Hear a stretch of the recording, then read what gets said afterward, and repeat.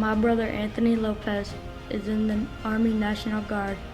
He goes to college in Conway, and I admire him because he is strong and he is serving our country. My granddad, Larry Goodman, served in the Marine Corps. He would always tell me about funny stories.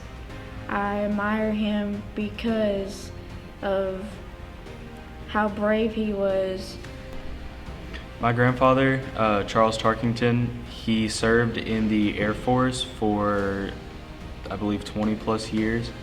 He was a mechanic. He worked on everything from ground vehicles to a few planes.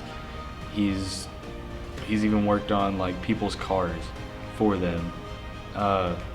He got to go all around the world. He hasn't really been able to tell me what he did in some of the countries he went to, but I know that he's been to pretty much every continent. I really admire my grandpa because even though he knew he was probably going to have to go into the military, he signed up anyways. He had the bravery to do what not a lot of other people do. I have a lot of veterans in my family, but the one I know the most is my father, who was in the Marines. And it's really interesting having a dad who's in the military because he doesn't talk much about it, but it's still interesting to know that he, served for us and for our country. And I really appreciate his bravery for being able to do that because I don't think I could. But it's definitely something that you kind of look up to because he was very brave and courageous in serving for us. And he was like a sniper scout is what he talks about. So he kind of served behind the lines, but it was still in combat. And it was very interesting, and I really look up to him for it. My great-grandfather, Keith Evans, served in the Army during World War II. He was in Germany for 3 years. He liberated concentration camps. That impacted his life forever. My grandmother told me that his commander couldn't do it without him, and that's what makes me very proud of him. My dad, Justin Alwyn, served in the Army for about 8 years. He served in Iraq and won many ribbons and medals for his service. He served after Hurricane Katrina in Louisiana for about 6 months.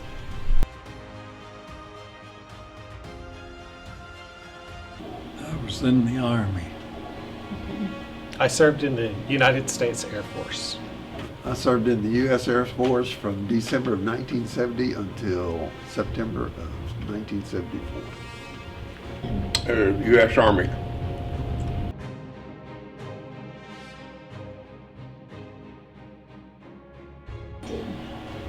Well, there was 4 of us that went in on the buddy plan because our draft number was already coming up pretty close, and this was in March of '71. And we went to the AFES and stayed at Sheridan Peabody in Memphis.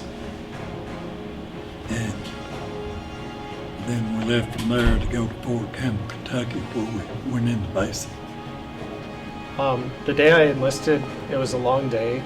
It was out of, there's a hotel right out of the Memphis airport. And so there were planes flying by all night, every 5 minutes, and I couldn't sleep all night. So I was already nervous in the planes, and then we had to leave the next day for basic training. So it was a really long day. And I remember she was my girlfriend at the time, my wife now. She had got in an accident that day, a car accident while I was gone. So that was really the last words I heard from her was that she was in the hospital. So it was a little bit scary. Confusion. We were in Little Rock. We took our oath in Little Rock. From Little Rock, then they sent us over to the airport. You had to catch planes. First time I ever flew was flying to San Antonio.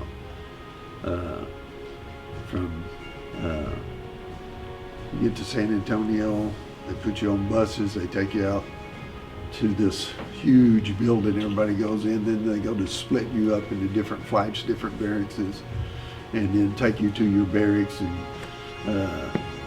settle you in for the night, which was entertaining, in itself. But it was a long, confusing day.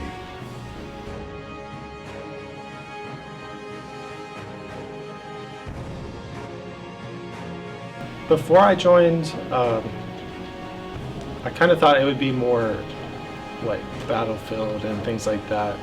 Being in the Air Force, I was a medic, so I worked in family practice most of the time and didn't really change duty stations that many times or didn't get deployed. So it kind of showed me that not everyone gets deployed or sees combat, even if it's a time of war.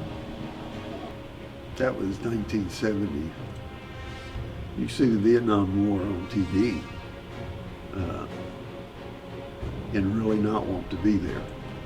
Once you get in, you end up going to your tech schools, and then from there you end up going to your duty stations, and everything starts to become sort of a job.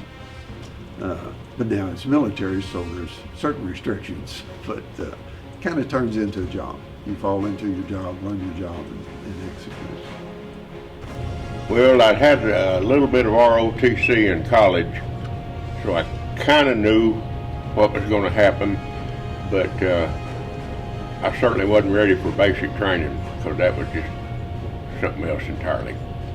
You just had to be there.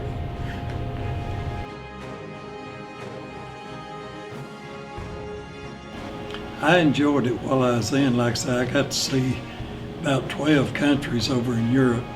I got to go to Greece, Crete Islands off of Greece. That's the only place they let us test fire the missiles that were shot. We was in Hawk Missile Unit, which stands for Homing All the Way Killer. Is a heat-seeking missile, and that's the only place in Europe we was allowed to fire them. So we went there for a SNAP crew. Went there in '72 and done a test fire on it. And the only scare I ever had while I was in the military was I was in the Munich. I was on the station about 40 miles from Munich, and I was watching Russia and somebody I don't remember now playing basketball in the '72 Olympics. And that's when the PLO, Palestine Liberation Army, come in and killed all the Israeli athletes in the dressing room. I was in the gym when that happened, and they called us all back to our base immediately and put us on alert. But other than that, that's the only scare I ever really had in the military. I would say I really enjoyed the camaraderie and the friendship and brother and sisterhood that you get in the military, because you really have to work as a team. So the more you get to know someone, the more you think about them before yourself. They think about you before themselves. You can really tell. You really feel supported. So it was interesting, really was. I guess the most interesting part about it, although it was a little dangerous, was my time in Vietnam. Learned a whole lot about the world there, and then went on an R&R to Thailand, and seen that country, and just pretty interesting. And the spit and polish wasn't too bad in Vietnam. They didn't get on you, and you might call your officers by their first name and stuff like that. It's a whole lot better than stateside duty, except for the dangerous part.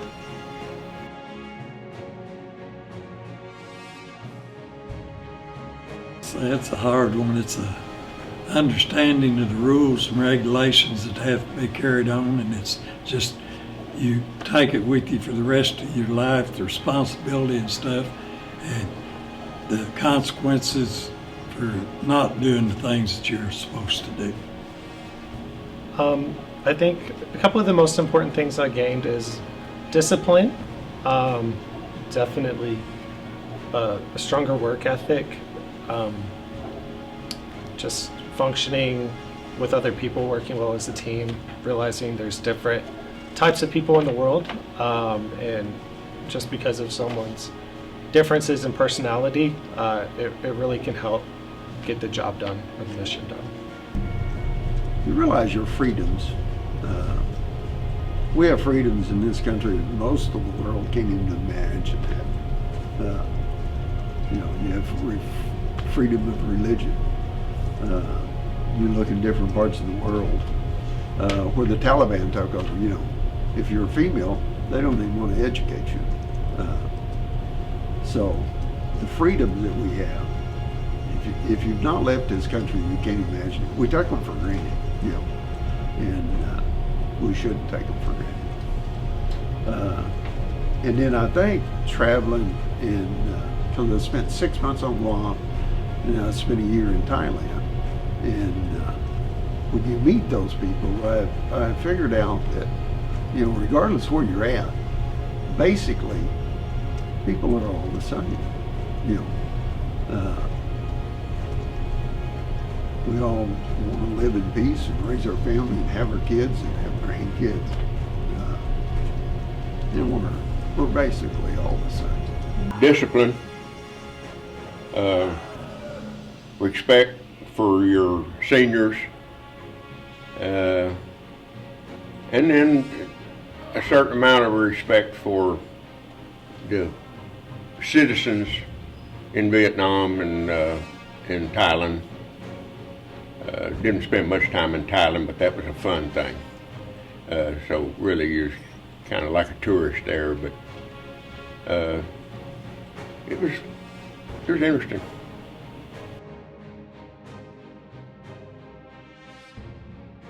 If I had to do over, I'd probably stay in. Now it's probably even better. I'm sure the pay is a lot better than what it was then, but the opportunities, they got so many different opportunities and different careers that you can go in. And the career I went in didn't help me a bit, and I got out. I put the explosives in the Hawk missiles. That wasn't no job for nothing out here. But other than that, I would say it would be a good opportunity, and they would be able to have a good retirement and an early retirement if they decide to do it.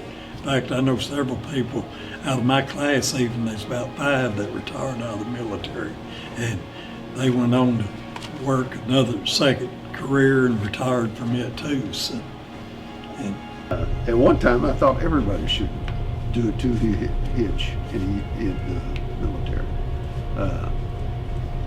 It has a tendency to make people grow.